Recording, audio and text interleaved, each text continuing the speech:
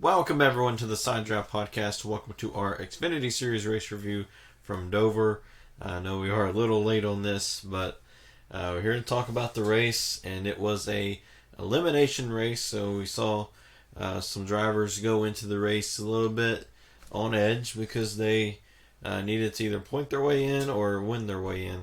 Ryan Sieg, Justin Haley, they needed to win, and John Hunter Nemechek and Michael Annett, they were battling, and Brandon Jones as well. They were battling for that final spot. Everyone else seemed pretty okay as long as nothing crazy happened to them.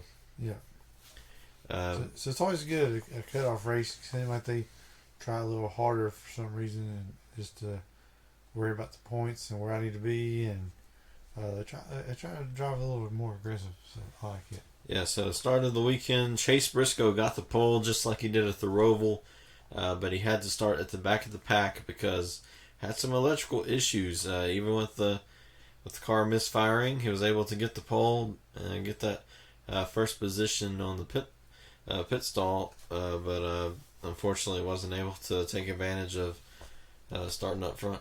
Yeah, it kind of sucks. You have to start in the back at Dover because it's a very tough track to get through the field. Yeah, as we saw in both races, I think.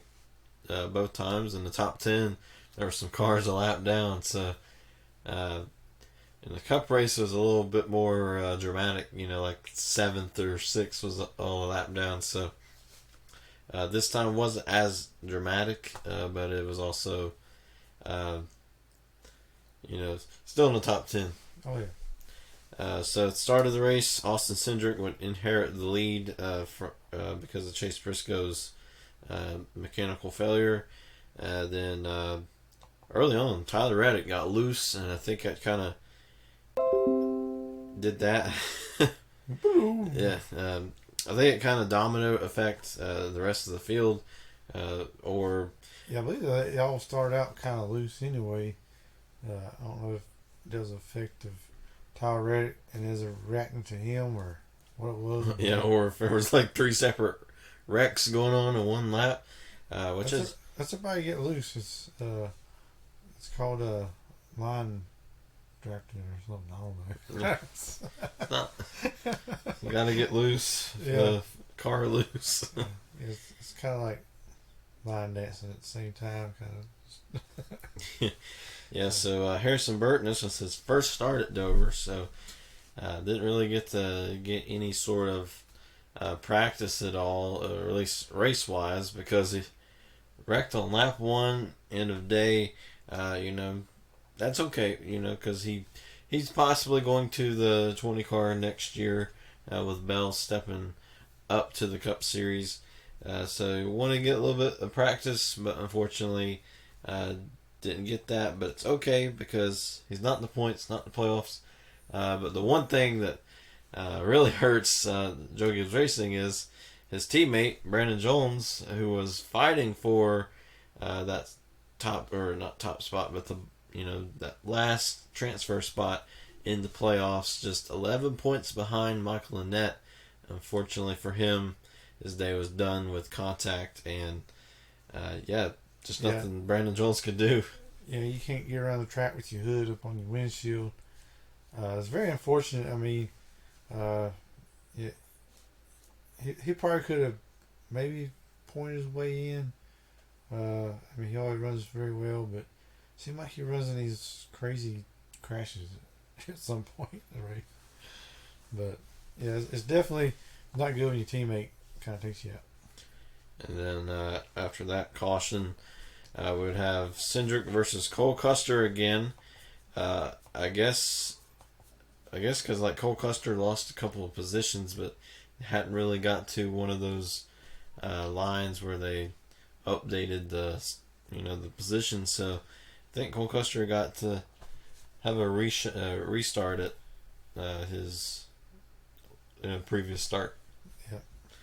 And then Cindric took the lead. Then later on, the 51 Jeremy Clements, he was having a pretty good run so far. Then he blew up, and then had to take it to the garage. Yes, unfortunate for them, they didn't make it to the playoffs. He got cut early on and just didn't make it. And now he's having issues. So he's had a good year anyway. Yeah, it's got 4 of them on his car. Yeah. Okay. 4 good years. Yeah. I got that now. Okay. Yeah, it was a bad joke. Yeah, he's run the best he's run, all years, before. But it's good to see him keep increasing and getting better and better. Just unfortunate, the car kind of expired. Yeah, but good thing about Jeremy Clements, he's got a good year, but he never tires. Okay. All right. And Pete the Pumpkin says, let's move on. Sorry, Pete. Next thing that happened after my terrible pun was Christopher Bell would just nudge the ball a little bit, not really too much contact, but then I guess it took a wire out somewhere in the car, and then no fuel pressure after that. And yeah, it's kind of weird. I mean, I don't think he really hit the wall that hard. I just kind of bumped it a little bit, but I don't know. It's just like, I got no fuel pressure now.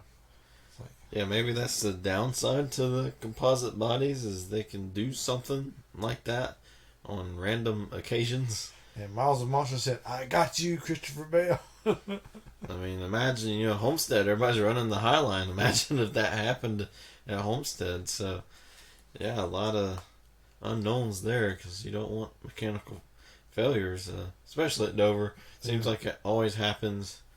I think that's why it's in the playoffs. It's not because it's a, entertaining track per se, but it's a tough one. It's a survival track, pretty much. But Bell, he got to come in and fix it, and he come back in, back in the race maybe 13 laps later. Yeah, so his day was done, but luckily for him, already locked in with that win at Richmond, and it was just a cruise after that for him. Yeah. And they would have a caution for the 23. He would dump the 74, and that was Mike Harmon. And I'm pretty sure they had a little dinner date at Applebee's afterwards. Possibly. So, looked like John Hunter, he really needed a good run today to beat Michael Annett for that final transfer spot. And, that's just one of the things that happen, trying to be too aggressive, and spins the 74. Yeah, so, the tempers are flaring up now, the nerves are getting to them, and it's just all fun to watch this playoff unfold. And, these drivers is right there at the bubble trying to get that final spot. They just keep falling out. Yeah. And then it'd be Cindric versus Allgaier next restart. And Allgaier would just zoom past Cindric, and he was gone. Yep. And then he would go on to win the stage. Not a whole lot of playoff points for Justin Allgaier. Hasn't got that win so far this season. And, he needs every point that he can get. It's just 1 point. But, any point you can get, you never know when you're going to need it. Yeah, he's always run strong. He just can't get these wins. I mean, he'll finish second or fifth or whatever. We just can't actually get that final spot. Yeah, I picked him on Fast Picks twice this season, and both times he's finished second. Crazy. Maybe if I didn't pick him, he would have won. I don't know. So stage 2, Justin Allgaier would win the race off pit road. Custer would lose a ton of positions. He was just got all those positions back from a bad restart again. Then has to fight his way back again. And pretty much Allgaier dominated the stage. Yeah, he pretty much took off, because Bell had trouble, Reddick had trouble. Now Custer's in the back, so Allgaier, he's going to step up and kind of run away with it. And then for the next pit stop after stage 2, Austin Cindric will win the race off pit road. Justin Allgaier, just one of those things. Lost track position. Yeah. Just had some issues on pit road. Yeah, I believe Cindric, he's getting stronger each week. After them road course wins, he's got a lot of confidence, and he's showing it now. He's getting the hang of these oval tracks and leading some races now. So I wouldn't count him out. Yeah, I mean, when you look at his success in the round of 12, I believe it was, finished second at Richmond and went on to finish third at the Roval. And then I think he finished third here at Dover. So I know they're not mile and a half, so we'll just have to see how he's going to do at Kansas coming up. That's the next race. If he could perform well there, he could be a threat for the championship. It's a possibility because he's really getting a handle of his car now, and I just watch out for him. Then John Hunter Nemechek had a penalty on pit road. Everyone thought that he was going to start like fourth, but was unfortunately speeding, and that was pretty much the end of his point battle. Yep, Michael Annette really liked that. Yeah, and then Noah Gragson had a pit gun failure. He had to come back in. Then he would have to fight his way back. Yeah, Noah, he's having a good year. I mean, he's a rookie year. He's getting better each week and learning his cars. And it seemed like he was running real good. He had trouble in the pits or something. But it's good to see him fight his way back. Yeah, still managed to get a 7th place finish. So, solid finish. I think he's another one that's, had solid finishes all throughout the playoffs. I don't think he'll be much competition for the big three, but he can go to Homestead and maybe if he can get a win in the next round, I think it's possible. But the way he runs the high line, especially what I've seen in that practice session that he ran there, or test session, he can really run the high line there. So I think if he can somehow get the Homestead, he could be a threat. Yeah, if he's maybe get a win within the next round, get him locked in, that'd be fun to watch. Yeah, so with that, Chase Briscoe, he would take the lead off the restart, but then he said that electrical issue was coming back. That's kind of weird. Yeah. You fight your way all the way up to first, and then the electrical issues come back.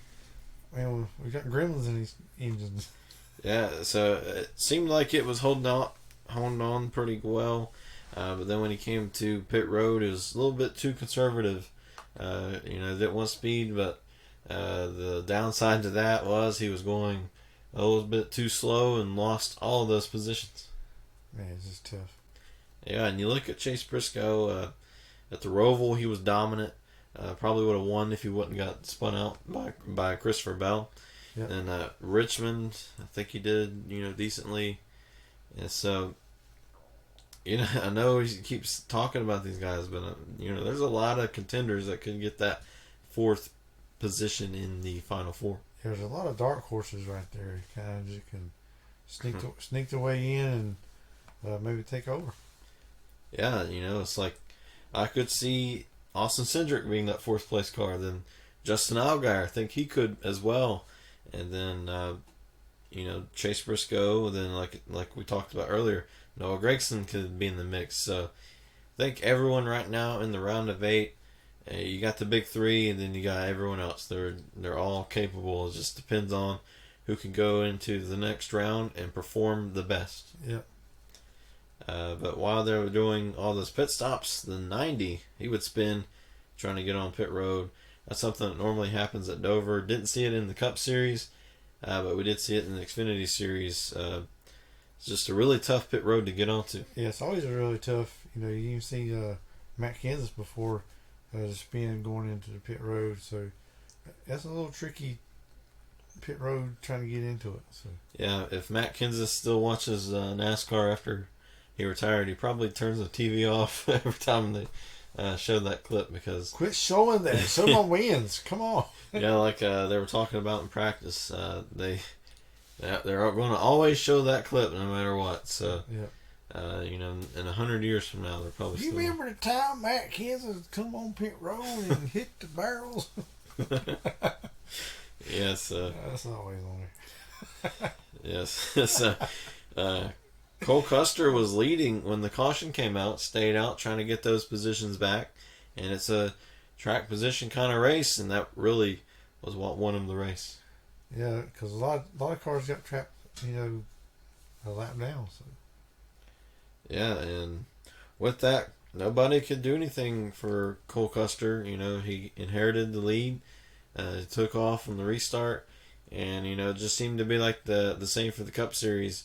It's like you could pass everyone else, but that leader. that leader in clean air, you just cannot catch them. Yeah, so it was a really tough race for some of the playoff guys, but for the most part, pretty clean race, other than that lap one incident. Yep. And then it had some mechanical failures here and there, and Chase Briscoe, I believe he finished in the the third position. So solid day. Yes, it's really great to see Cole Custer win the Golden Miles of Monster Trophy. So that'd be pretty awesome to put on your trophy case. Yeah, and I think Briscoe actually finished somewhere around 5th or 6th. So still a good day when especially when you think you're gonna blow up.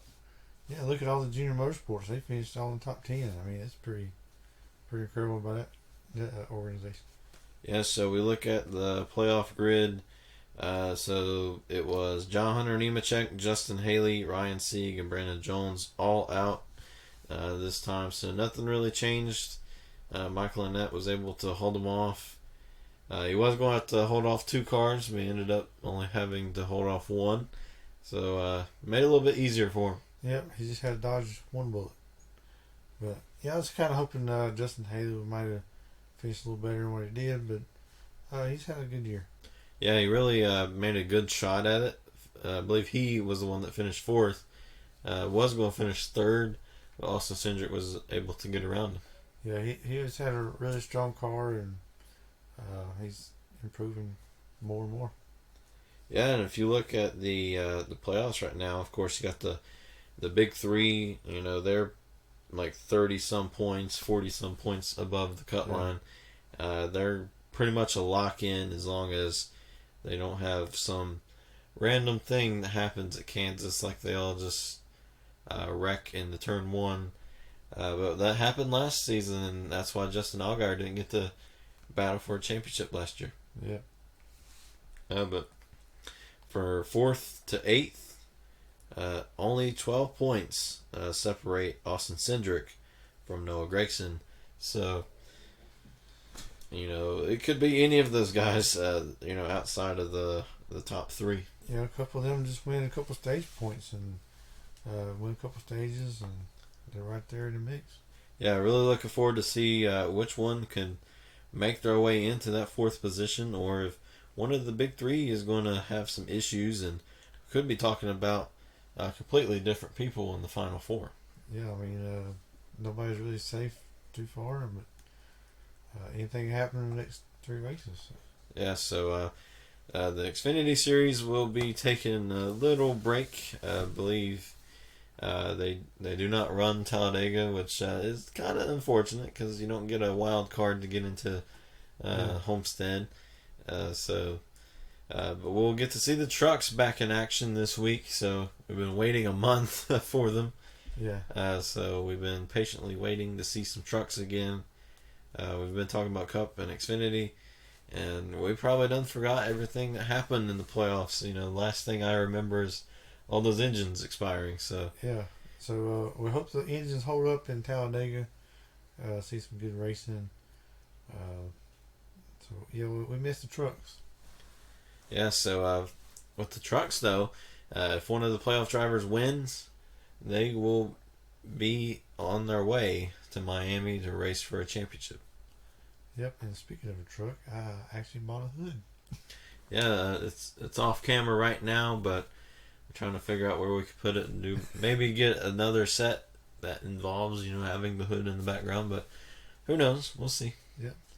But thank you for joining us. We'll see you for our fast picks on Friday to see who we think's going to win Talladega, and that's going to be a wild card. Just pick a driver out of a hat and see who wins. And, because anybody could really win. Doesn't matter if they're in the playoffs or not. We could see somebody play spoiler.